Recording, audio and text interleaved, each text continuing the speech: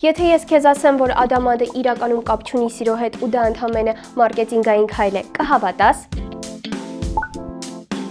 Ողջույն, ես Մանեն եմ, Spin Ideas Agency SMM մասնագետը։ Այսօր ադամանդե մատանին ասոցացվում է սիրո եւ հավերժության հետ, բայց մինչ 1930-ականները մարդիկ գրեթե չէին օգտագործում ադամանդներ ամուսնության առաջարկ անելիս։ Այսինքն այս ավանդույթը իրականում 100 տարվա պատմություն ունի։ Հարց է առաջանում, ինչպես մի ընկերություն կարողացավ փոխել ամբողջ աշխարհի մտածելակերպը սիրո մասին։ Պատասխանն է ոչ միայն գովազդով, այլ մշակույթ ստեղծելով։ 1930-ականներին The Beers ընկերությունը կանգնած էր շատ լուրջ խնդրի առաջ։ Ադամանդները շատ էին, բայց մարդիկ չէին գնում։ Ու այստեղ նրանք արեցին ամենակարևորը։ Սկսեցին վաճառել ոչ թե ադամանդ, այլ իմաստ։ Ստեղծվեց լեգենդար կարգախոսը A Diamond is Forever։ Սերը հավասար է ադամանդի հավերժության։ Ու դրան զուգահեռ նրանք ստեղծեցին մի նոր կանոն։ Տղամարդը պետք է ծախսի մոտ 2 ամսվա աշխատավարձ նշանադրության մատանու վրա։ Նրանք նաև օգտագործեցին Հոլիվուդը։ Ադամանդներ նվիրեցին աստղերին, որ դրանք Երևան ֆիլմերում, Կարմիր գորգին եւ հանրային կյանքում։ Ու մարդիկ սկսեցին ասոցացնել ադամանդը սիրո, հաջողության եւ հեղինակության հետ։